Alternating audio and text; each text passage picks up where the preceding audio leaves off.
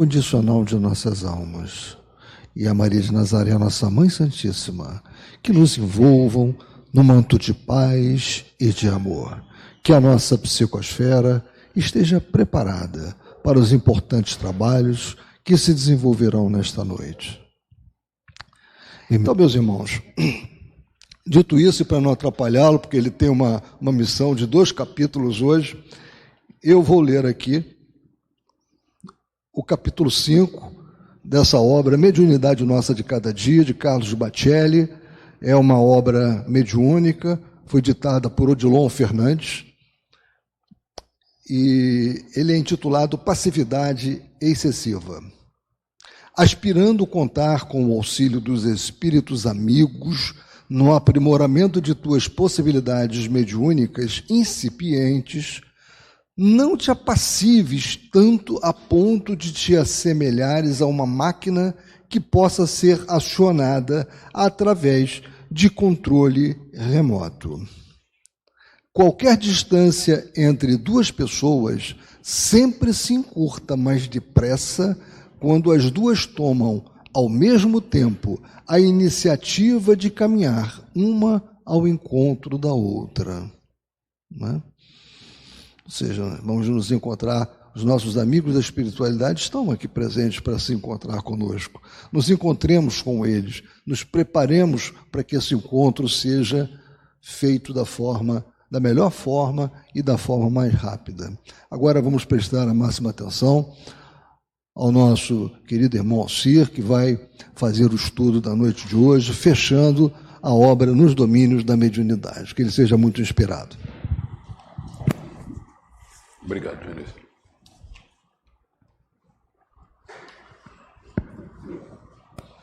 Boa noite, meus irmãos. Que Jesus, o nosso amigo e amado Mestre, nos ampare e sustente na noite de hoje. Nós estamos encerrando o livro, né? E como metodologia de tratamento desses 2 capítulos, 29 e 30, eu segui exatamente a proposta do André Luiz, né? O André Luiz começa o capítulo 29 fazendo uma síntese do livro. Então, os temas do livro que ele escolheu foram os temas que eu vou explorar, né? Sem entrar no mérito por que ele escolheu o tema A ou o tema B. Ele escolheu.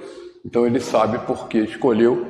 Então, eu usei esses temas. Como nós não poderíamos revisitar todos os capítulos, em cada capítulo que ele destacou, eu fui no texto do Aulus de referência para aquele capítulo e trouxe para nós refletirmos, porque essa obra é uma obra importante e que visita todos os percalços que o médium tem na sua caminhada e todas as grandes recomendações. Então, repassar a obra, quer dizer, eu aproveitei a síntese que André Luiz propôs e segui a síntese dele, né?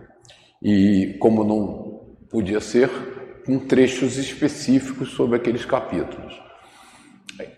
Aulus, no final, faz um fechamento bastante interessante, nós vamos explorar aqui, e deu a oportunidade de nós analisarmos alguns eventos conhecidos nossos da doutrina, que a gente às vezes não lembra, mas que são tropeços da mediunidade que a gente tem e pode evitar. Então vamos caminhar lá com ele, né? O tema, como que começa o livro, né? Clarencio recomenda que André Luiz e Hilário façam um treinamento sobre mediunidade, né? E recomenda um orientador, um mestre, que vai segui-los e vai correr os 28 capítulos, né, do livro, que cada um trata de um tema específico. Esse orientador é Aulus, e André Luiz começa o capítulo 19 dizendo assim: examináramos ao longo da obra, os 28 capítulos, de perto, alguns fatos, algumas relações entre encarnados e desencarnados, né? Pegando a definição clara de Hermínio Miranda, o médium é aquele intermediário entre a fonte, que é o espírito comunicante, e o destinatário, que é um outro encarnado que precisa daquela notícia. Então, ele pega toda essa relação e vai tratando ela aonde nós corremos perigos, aonde nós temos que tomar mais cuidado, aonde nós temos que dedicar. E separou alguns temas de importância central para a mediunidade. Então, eu estou seguindo o roteiro que André Luiz traçou no capítulo 29. Bom, para começar, vamos falar sobre Aulus, né? No primeiro capítulo, André Luiz define quem é Aulus.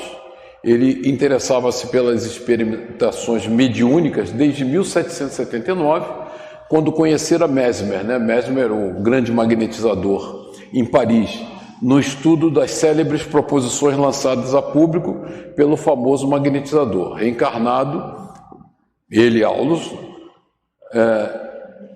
reencarnado no início do século passado, quer dizer, esse livro é do século XX, então, do século XIX, perdão, né? Então, do século XX, ele está falando do século XIX, ele junto com Kardec, na codificação do Espiritismo, e Privara com Cagné, Balzac, com Théophile Gautier, Victor Hugo, acabando seus dias na França.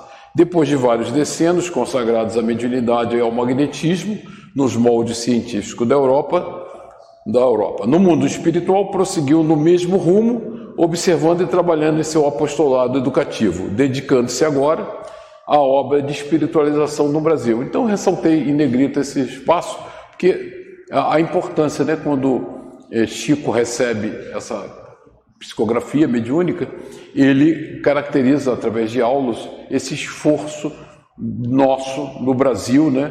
E a gente sabe disso, né? Você vai fora do Brasil, a expressão da doutrina espírita é ínfima comparada com o Brasil, né? Uma ocasião, nós estávamos em Paris, eu e a Nelly, e resolvemos visitar as casas espíritas. Olha, andamos e nada de casa espírita em Paris. Então, o Brasil realmente tem esse papel fundamental, né? Então, no curso educativo que ele teve, dos 28 capítulos, ele ressalta 9 capítulos. Ele destaca, porque esses 9 eu não entrei no mérito. Então, ele vai falar sobre assimilação de correntes mentais, capítulo 5, a psicofonia, capítulo 6, a possessão, capítulo 9, o desdobramento, capítulo 11, a clarividência, a clareaudiência, capítulo 12, as forças curativas, capítulo 17, a telepatia, capítulo 19, a psicometria, que é um assunto interessantíssimo, capítulo 16, e a materialização, que foi estudada pelo Gilberto recentemente, capítulo 18. Então, ele separou esses capítulos e alguns temas em particular que ele gostaria de estudar. Então, em cada capítulo desse, eu vou pegar uma observação importante de Aulus para nós analisarmos, né? Assimilação de correntes mentais, capítulo 5, uma coisa que o Dionísio tem ressaltado sempre nas suas falas, que é esse alinhamento mental, né? Esse cuidado que nós temos que ter para estarmos alinhados mentalmente, em sintonia, né, com os mentores da casa, com o trabalho que nós estamos fazendo. E eles fazem justamente esse comentário. Aulus faz esse comentário. Ele pergunta assim: repararam na comunhão entre Clementino e Silva? Eles estão numa sessão na casa espírita, né? Clementino começa a intuir Silva e trabalhar com ele na preparação do trabalho da casa, e na prece ele diz: vimos aqui o fenômeno da perfeita assimilação de correntes mentais que preside habitualmente a quase todos os fatos mediúnicos. Então, é a primeira recomendação importante que Aulus nos dá ao longo do livro, que é no cuidado do trabalho mediúnico, a nossa higiene mental, né?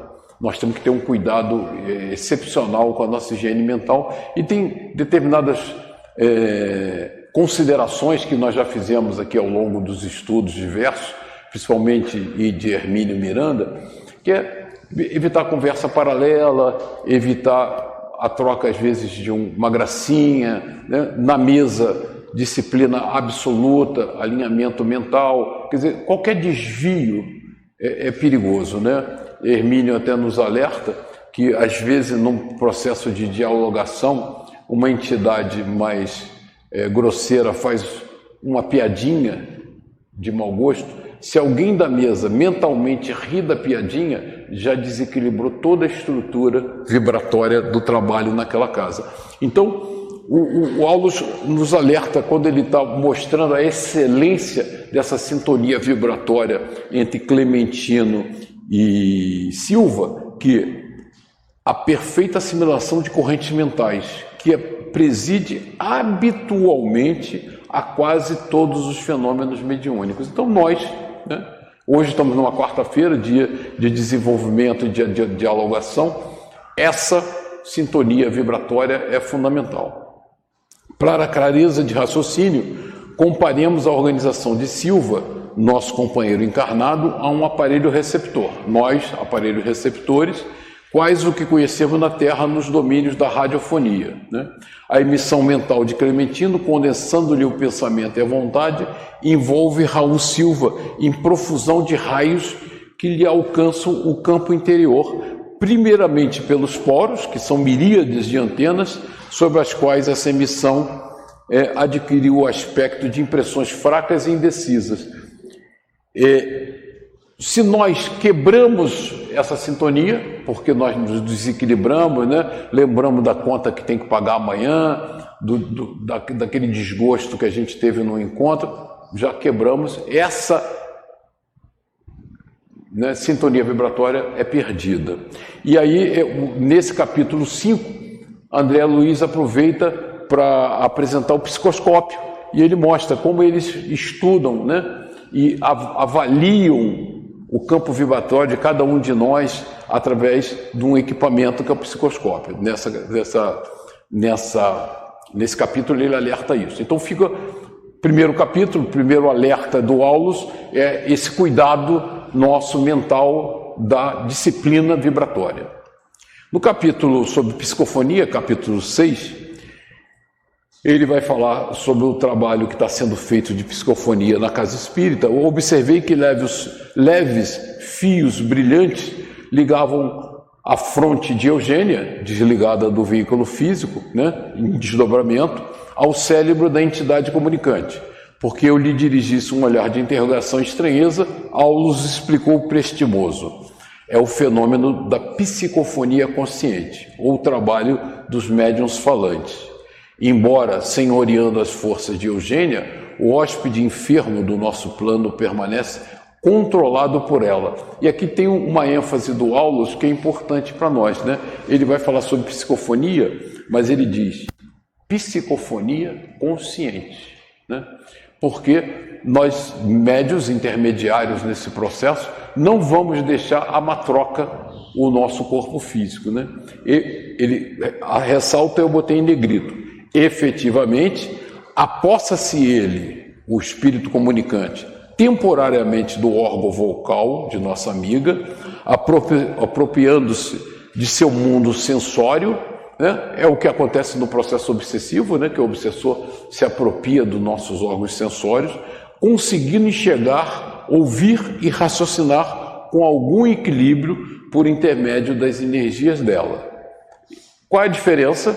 Num caso de obsessão, no caso de Eugênia, mas Eugênia comanda firme as rédeas da própria vontade, agindo qual se fosse enfermeira, concordando com os caprichos de um doente no objetivo de auxiliá-lo, mas tudo tem limite.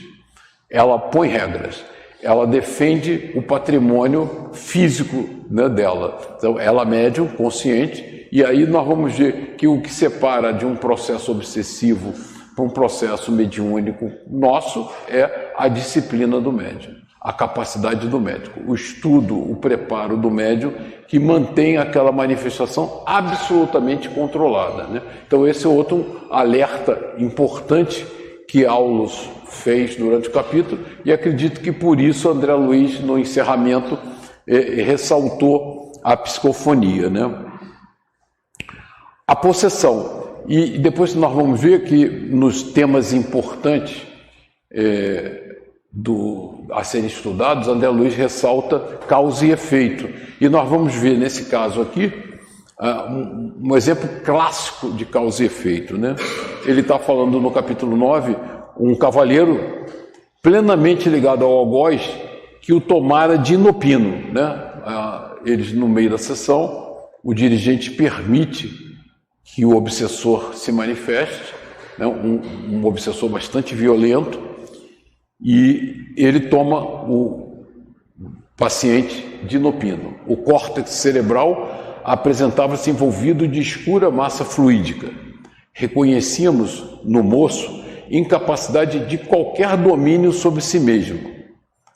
Acariciando-lhe a fronte suarenta, Aulus informou compadecido: é a possessão completa. Ou a epilepsia essencial. Quer dizer, ele estava absolutamente dominado pelo obsessor. Nosso amigo está inconsciente, aventurou Hilário entre a curiosidade e o respeito. Sim, considerado como enfermo terrestre, está no momento sem recursos de ligação com o cérebro carnal. Quer dizer, a ação deletéria daqueles fluidos, né, aquela massa cinzenta, tirava ele qualquer comando do córtex cerebral. Todas as células do córtex sofrem um bombardeio de emissões magnéticas de natureza tóxica. Os centros motores estão desorganizados, todo o cerebelo está empastado de fluidos deletérios, as vias do equilíbrio aparecem completamente perturbadas. E aí, nesse capítulo, só para a gente não aprofundar muito, o que aconteceu? Esse paciente é o Pedro. Pedro era um médico, né? Um médico importante, numa encarnação anterior, e com interesses escusos na cunhada, ele leva o seu irmão a uma internação num hospício, destrói a vida do irmão para ficar com a esposa do irmão, a própria cunhada. O que acontece é que eles se tornam inimigos cruéis, né? O irmão o persegue. Isso são milhões, né? Milênios, séculos perdidos numa luta atroz que leva a esse estado de possessão terrível, que ele não tinha nenhum domínio, né? Então ele estava num processo de recuperação, sofrendo muito, causa e efeito, né? Ele provocou o evento e estava colhendo resultados daquele evento e tinha total descompasso. Pedro temporariamente não dispõe de controle para governar-se, nem de memória comum para marcar a inquietante ocorrência de que é protagonista.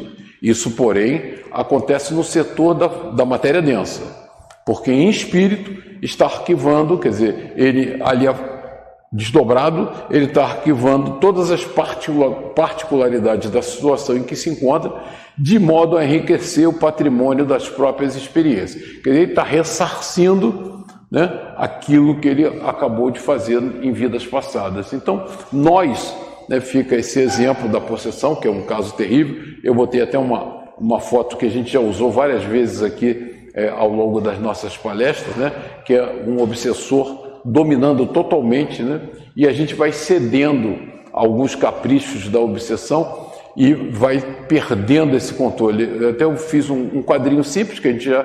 Como começa, né? Começa com uma obsessão simples, um processo que é desagradável, mas vai se aprofundando, e esse processo obsessivo se torna terrível. Nesse caso do Pedro, é uma consequência de atitudes de vida pretérita. Aliás, tudo que a gente vive dessas nossas experiências de vida nessa encarnação tem raízes profundas em vidas pretéritas. Então, esse é um caso, né, importante. No capítulo 9, ele trata sobre desdobramento, e aí tem algumas recomendações importantes do Aulus também, né? O diretor espiritual da casa submetia o medianeiro, quer dizer, ele vai correndo, né? Você vê que André Luiz pega os 28 capítulos e vai correndo nos pontos palpitantes da mediunidade, né? Onde nós temos que estar muito alerta.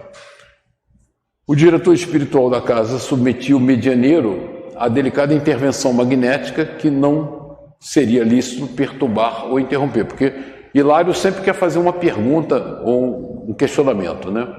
O médium, assim desligado do veículo carnal, afastou-se 2 passos, deixando ver o cordão vaporoso, né? O fio que nos liga, né? O cordão de prata, que nos liga ao corpo físico, que o prendia ao campo somático. enquanto o equipamento fisiológico descansava, imóvel, Castro, nosso médium, tateante e assombrado, surgia junto de nós numa cópia estranha. E essa passagem aqui é muito interessante do desdobramento, porque por falta de equilíbrio, de fé, de preparo, ele, quando começa o processo de desdobramento, ele aparece estranho. Ele fala, ele é uma cópia estranha de si mesmo. Porquanto, além de maior em sua configuração exterior, apresentava-se em cor azulada à direita e alaranjada à esquerda. Tentou movimentar-se, contudo parecia sentir-se pesado e inquieto. Clementino renovou as operações magnéticas, então Clementino atuando sobre ele para reequilibrar o organismo físico e espiritual. E Castro, desdobrado, recuou, como se justapondo novamente ao corpo físico. Verifiquei então que desse contato resultou singular diferença. O corpo carnal engolira instintivamente certas faixas de força, quer dizer, certas frequências vibratórias que estavam desorganizadas, que imprimiu manifesta irregularidade ao perispírito, absorvendo-as de maneira incompreensível para mim, quase como se fosse um filtro, né? Ele estava se manifestando no desdobramento de forma totalmente desestruturada, vibratoriamente. Eles fazem retornar o corpo físico para voltar filtrado daquelas vibrações que não estavam adequadas. Desde esse instante, o companheiro fora do vaso de matéria densa guardou o porte que lhe era característico. Era agora bem ele mesmo, sem qualquer deformidade, leve e ágil, embora prosseguisse encadeado ao envoltório físico pelo laço aeriforme, né? O cordão de prata, que parecia mais adelgaçado, mais fino e mais luminoso à medida que Castro, desdobrado, o espírito, se movimentava em nosso meio. E aí a gente tem duas recomendações importantes. Você vê que quando ele começa o processo de desdobramento para o trabalho espiritual daquela noite na casa, ele tem esse fenômeno de desequilíbrio energético importante, falta de preparo vibratório dele. A espiritualidade atua, faz ele retornar ao corpo, desdobra de novo, já mais equilibrado. E aí a gente não vai aprofundar, mas quando ele vai participar do trabalho no umbral, e que ele era importante, ele se desequilibra também, né? Ele começa a não ter fé, a temer e tem que ser intervido de novo para que ele mantenha o equilíbrio, mantenha a postura, né? Porque quando nós vamos participar desse trabalho com a espiritualidade no socorro a espíritos necessitados, nós vamos defrontar com situações angustiantes. E é a firmeza de propósito, a fé, a certeza do estudo que nós fazemos que nos leva a progredir nesse trabalho. Essa é uma recomendação do Aulus bastante importante para nós médios, né? O tempo todo você vê que ele está falando sobre vibração, padrão mental, equilíbrio, né? Senhoras, comentários? Não, então tá legal. Então, deixa lá, vou continuar, hein? Se não estiver atrapalhando, eu vou continuar. A clarividência e a clarividência, acaso, estão localizadas exclusivamente nos olhos e nos ouvidos da criatura reencarnada? Essa é uma pergunta-chave, né? Que a gente já estudou aqui com o Hermínio, e é uma pergunta importante. Como eu ouço, né? Como eu ouço? A gente tem a dupla vista. Hilário, vê-se que você está começando a jornada no conhecimento superior. Ele faz uma brincadeira com Hilário, né? Os olhos e os ouvidos materiais estão para a vidência e para a audição, como os óculos estão para os olhos e o ampliador de sons, o amplificador, para os ouvidos. Na verdade, eles são instrumentos passivos, né? A gente vê com o cérebro e com o espírito. Simples aparelhos de complementação, de captação de sinal. Toda percepção é mental. Surdos e cegos na experiência física, convenientemente educados, podem ouvir e ver através de recursos diferentes daqueles que são vulgarmente utilizados. As ondas artesianas, e aqui é raio-x. No livro, quando a gente pega na internet, está trocado, eu não corrigi. O raio-x vão ensinando aos homens que há som e luz muito além. Ele está falando do espectro, né? O espectro de luz visível que nós captamos através do olho é muito estreito. em função da gama de vibrações que existe no espaço. Então a gente vê um pedacinho muito pequeno, a gente fica confinado a isso. E a gente vai lembrar que toda descrição de uma paisagem, de um ambiente por um espírito reencarnado, normalmente é muito mais deslumbrante do que nós conseguimos perceber, porque ele percebe outras faixas, né, vibratórias que nós, através dos nossos acanhados olhos, não percebemos. Então ele descreve cores maravilhosas, né, flores que têm um aspecto sensacional, não sei o quê. Toda essa descrição das colônias espirituais, quando a gente vê os desencarnados falando, ou alguém desdobrado, é muito mais espetacular, porque ele não está vendo com a limitação do nosso olho físico, né? Ele está vendo com a sua percepção perispiritual.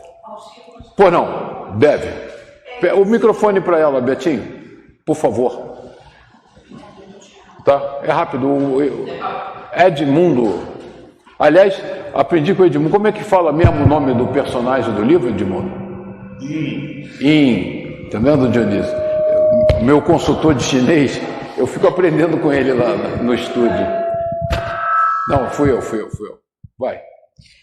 Uma dúvida que eu tenho, Alcir, toda percepção é mental. É mental. Mas, isso, com certeza. Mas, assim, por exemplo, então, quando assim, acontece, por exemplo, muito comigo, né? A gente diz assim, não, olha, eu estou ouvindo aqui isso. Quer dizer, isso é uma coisa que a gente fala, mas não tem nada a ver. Na verdade, é como se tivesse, isso fosse essa captação mental, a gente passa por uma audição, como se fosse uma audição, mas na verdade não é isso que está acontecendo, certo?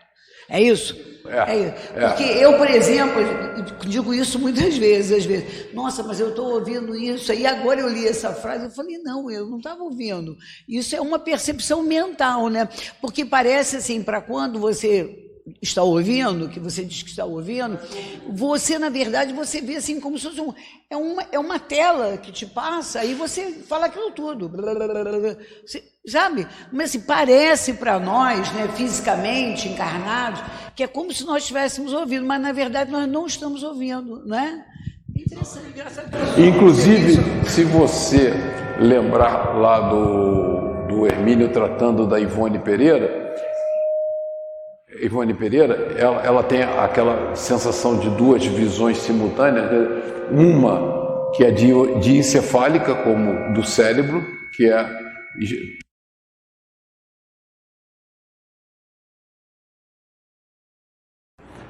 diencefálica, e às vezes você continua com a sua visão física, né? Então você tem duas imagens simultâneas, uma que vem do olho, uma que vem do perispírito, que está atuando direto sobre o diencéfalo.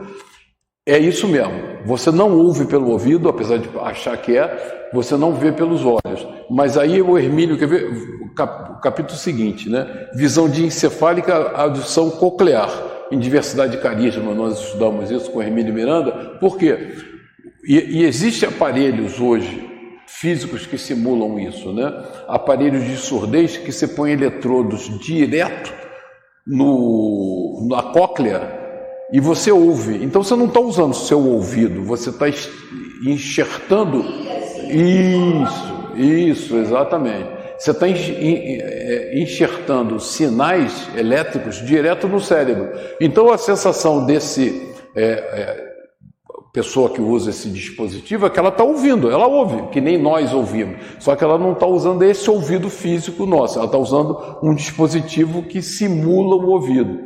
Quando você, médium, ouve, apesar de nós acharmos, e Aulus fala isso para Hilário, não está ouvindo pelo ouvido, é porque está tão viciado, ela acha que é pelo ouvido, acha que vê pelos olhos. Não, ela pode fechar o olho, vai continuar vendo, ela pode tapar o ouvido, vai continuar ouvindo, porque ela está ouvindo direto pelo cérebro. Há uma ligação fluídica entre a entidade comunicante, perispírito, atuando diretamente sobre o seu cérebro. É isso mesmo, que aí o Hermínio chamou, ele tem um capítulo sobre isso, visão diencefálica e audição coclear. Isso é importante abrir essa para nós, e essa pergunta da Sandra é elucidativa, porque para a gente ter clareza como funcionam esses mecanismos da mediunidade, né? Nós não ouvimos, até porque, para nós vermos, por exemplo, um espírito que não seja pela visão mental, ele tinha que se materializar. O nosso olho precisa da reflexão da luz. Se ele está materializado aqui, o Beto falou sobre materialização, eu verei pelos olhos. Mas se eu não estou vendo uma materialização, eu estou vendo pelo cérebro, uma atuação direta do meu mentor, do espírito comunicante comigo. Isso é legal, foi bom. Quando nós realmente vemos... Liga, Sandrinha. Liga. Você está desligada. Nós temos, na verdade, uma percepção mental mesmo. Isso, você tem uma percepção mental. Senão nós estaríamos realmente vendo. Aí a gente coloca, aí eu estou vendo uma nuvem, eu estou vendo uma né? A gente faz umas descrições muito... Até acontece um fenômeno interessante. A visão diencefálica mediúnica, né?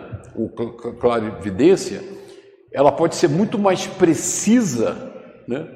Muito mais precisa do que a visão física, por exemplo, de uma materialização, porque você vai exigir muito mais ectoplasma, muito mais energia, e nem sempre aquele espírito comunicante se materializa totalmente. Às vezes é só o busto, às vezes é um corpo esfumaçado e tal. Já quando ele comunica via diencéfalo, é claro, você vê com clareza, vê detalhes, né? Às vezes Kardec descreve aquele cavalheiro visitando a moça com a caixinha de rapé, tudo era muito claro, tudo era muito nítido, né? Por quê? Porque era uma visão diencefálica, isso mesmo. Isso é interessante. Eu acho que por isso que André Luiz trouxe esse capítulo na análise, do retrospecto que ele fez.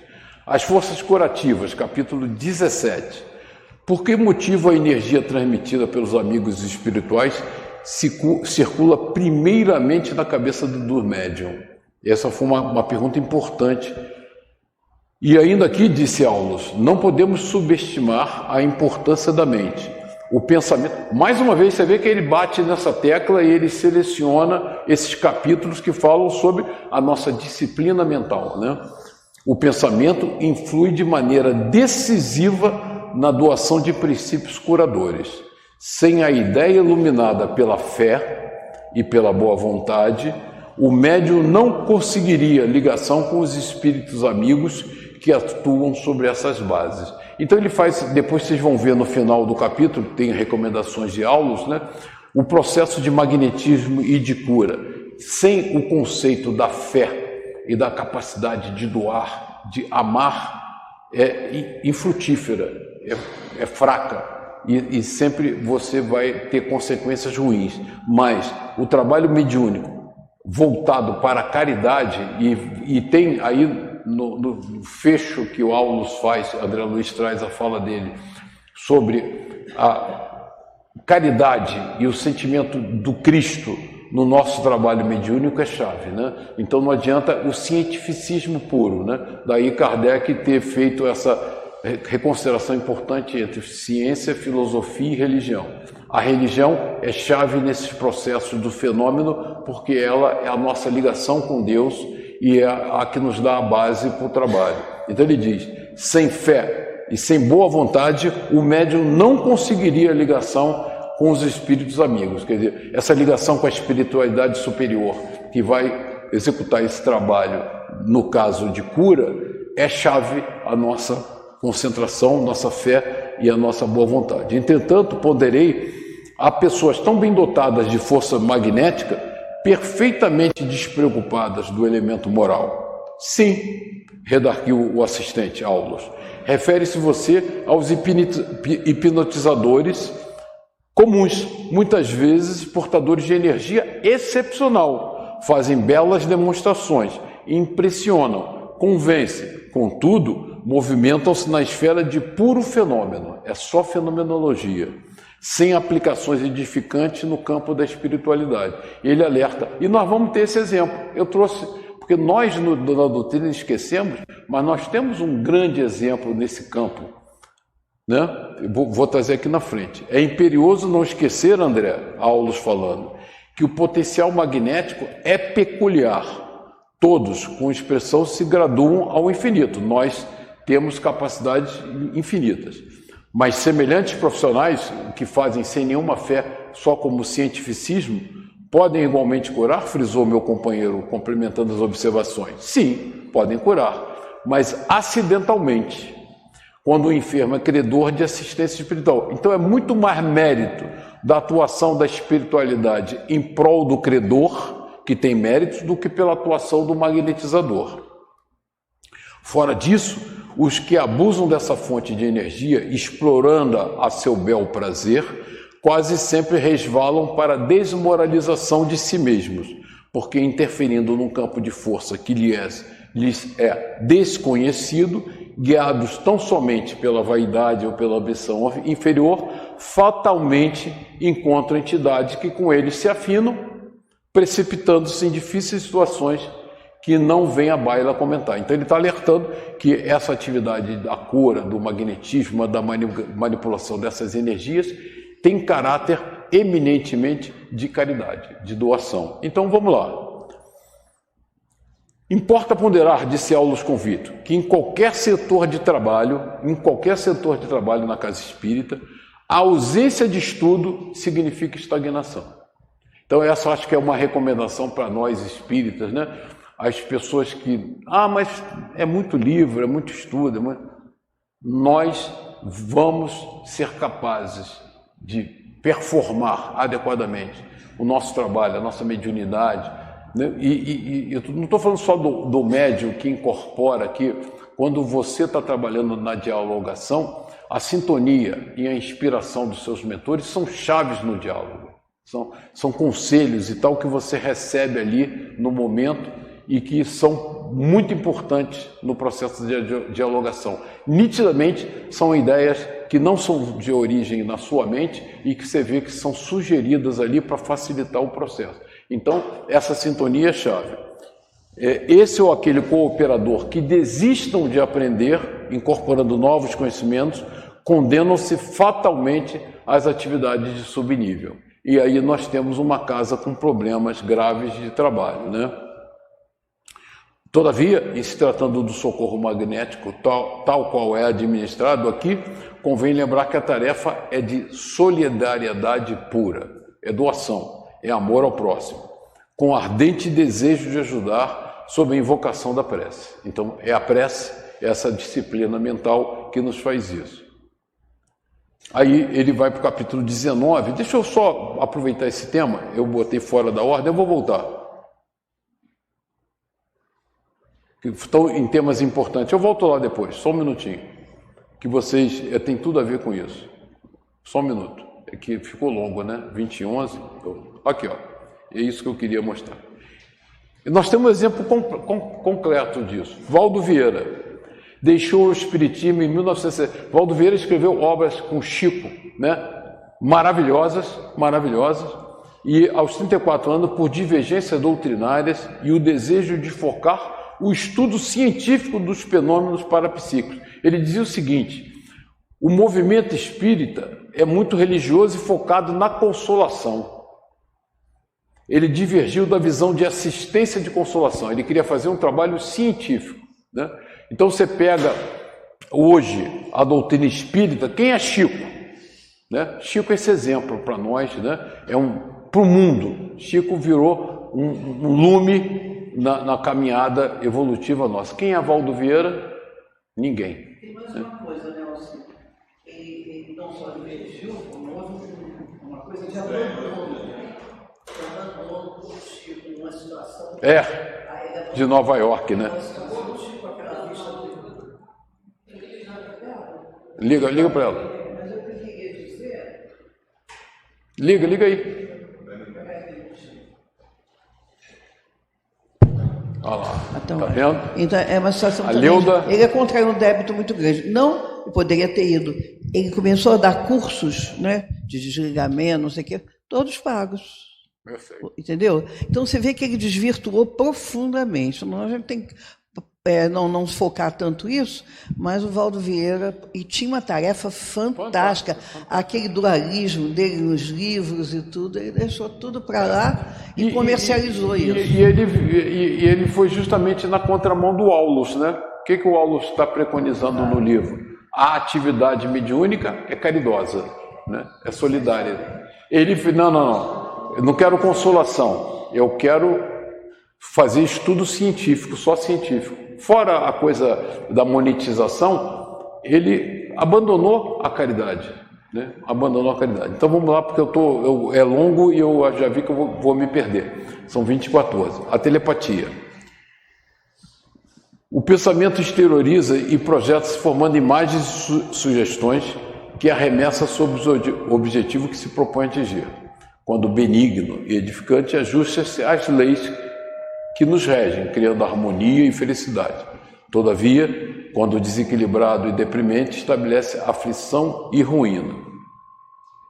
Ele está falando aqui, no capítulo 19, sobre anésia, né? Então vou sintetizar, porque se eu ler tudo, eu não vou acabar. Lembra, a Anésia está com aquele problema familiar, né, do marido dela, que tinha um processo obsessivo grave, e ele aí introduz o conceito de obsessão de encarnado sobre... Encarnado sobre encarnado, né? Foi um processo telepático. A Anésia sofre esse processo telepático muito forte, e ela começa a entrar num processo grave, obsessivo, de uma pessoa encarnada sobre ela, né? E destruindo a estrutura do lar. Ela está revoltada. Em desdobramento, Aulus leva ela a visitar o marido numa situação desagradável, vamos dizer assim, e ela fica assim chocada. Então ele fala assim: mas por que está revoltada?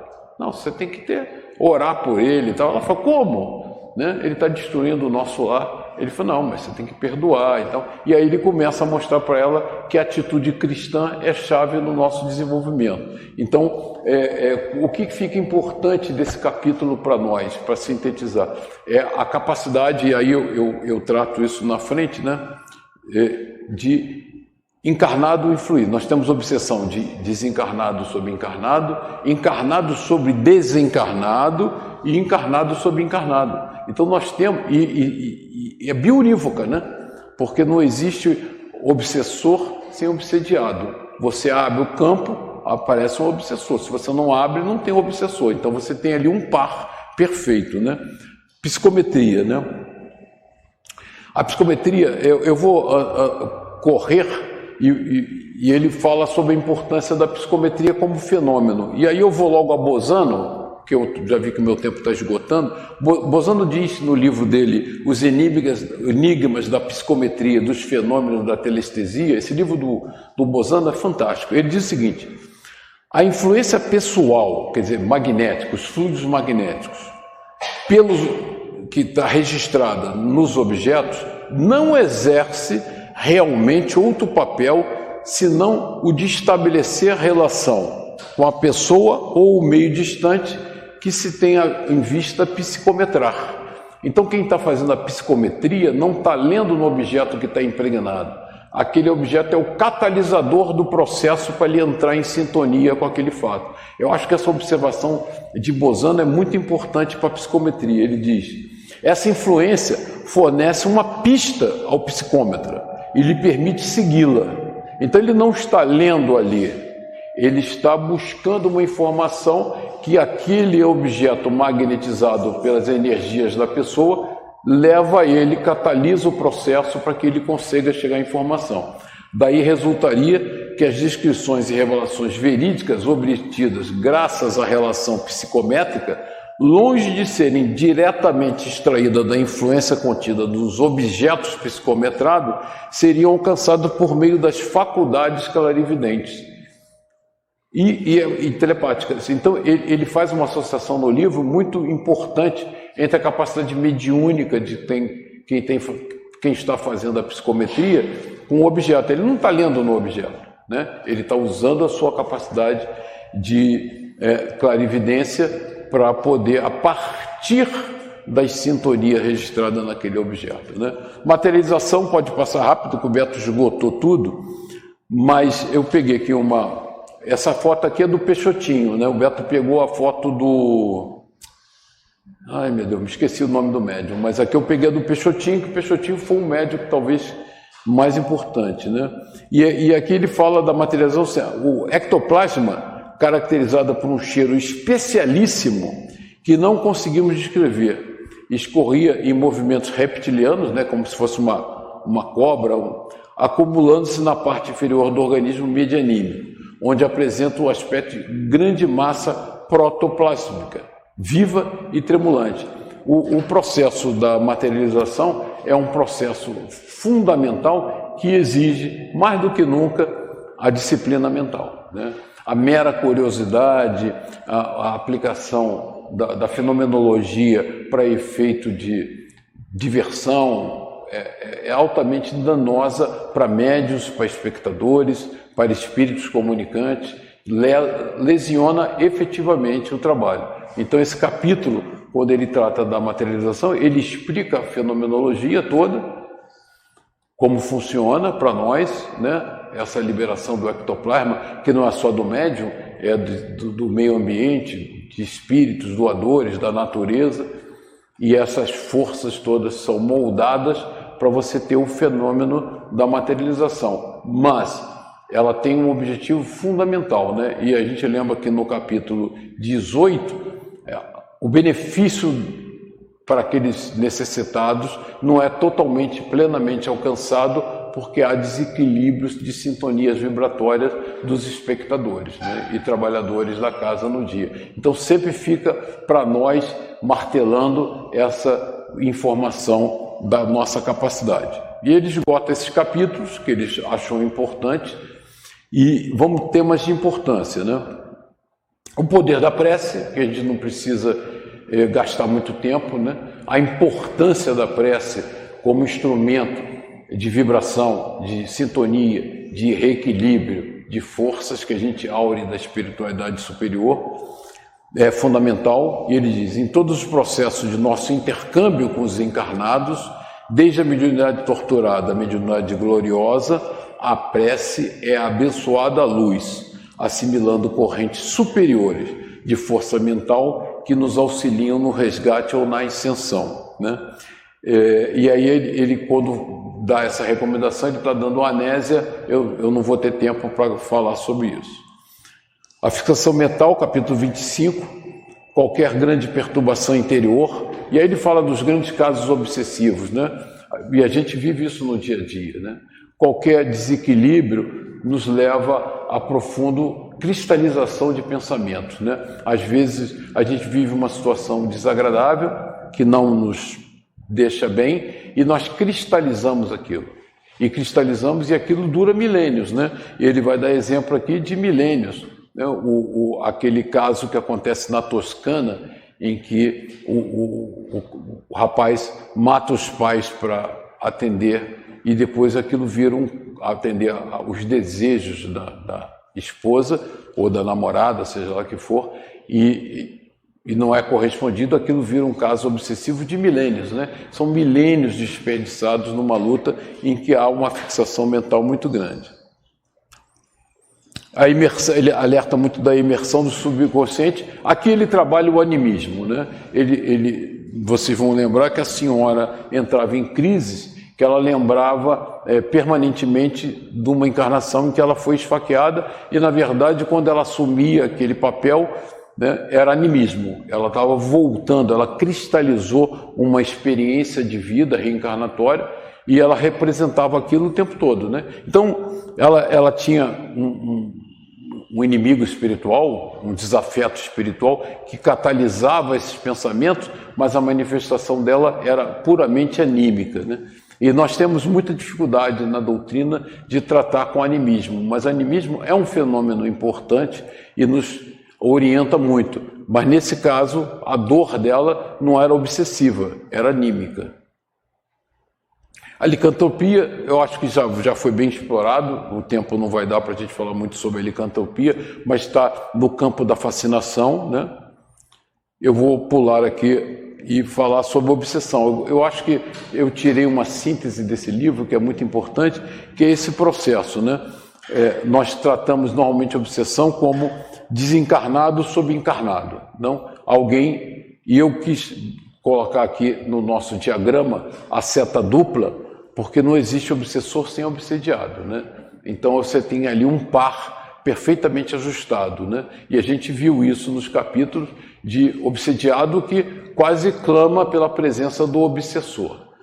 Nós temos encarnado sobre encarnado, que foi o caso da Anésia, naquele capítulo, encarnado sobre desencarnado, que traz ele no guante do sofrimento, preso ali às dores da vida, e desencarnado sobre desencarnado. A gente vê muitos exemplos, principalmente na mesa de dialogação, de espíritos dominados, né? Obsessores que dominam ele de forma brutal e fazem ele operar determinadas atividades a seu contragosto por puro domínio mental. Então nós temos muito caso de desencarnado.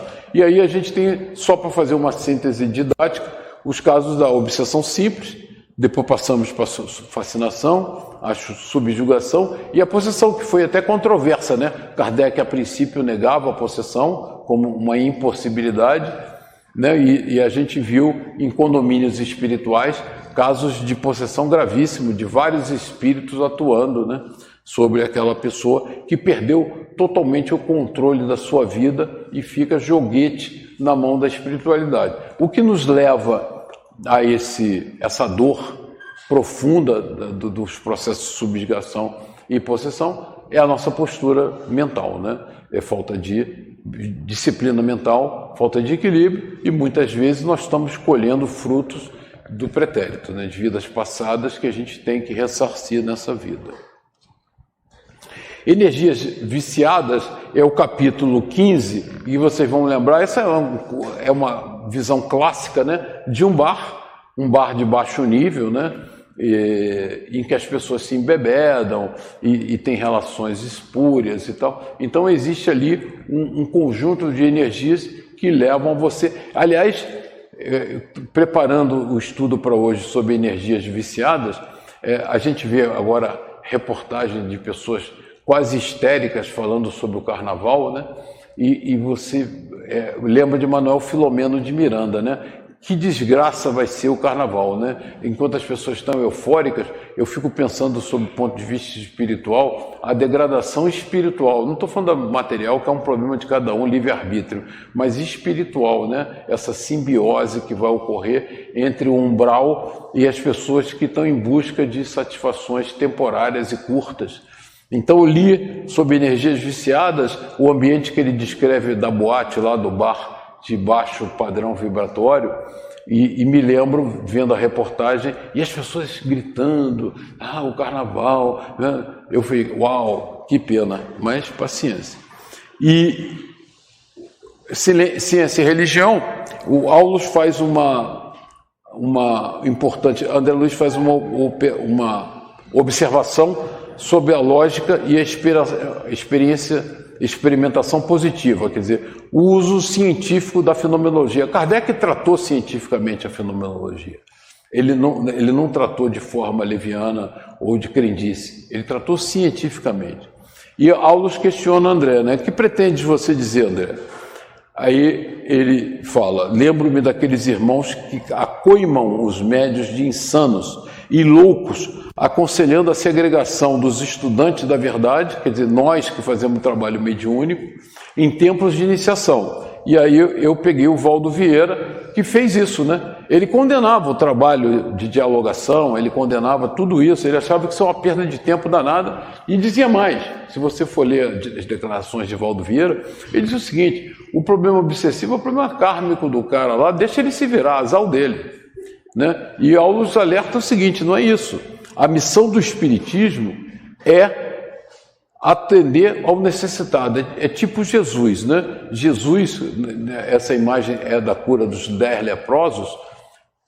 Aos olhos dos fariseus, ele era horroroso. Porque você imagina naquela época, os fariseus com toda aquela lei de pureza que eles tinham, e Jesus sendo seguido por prostitutas, leprosos, indigentes, cegos, né?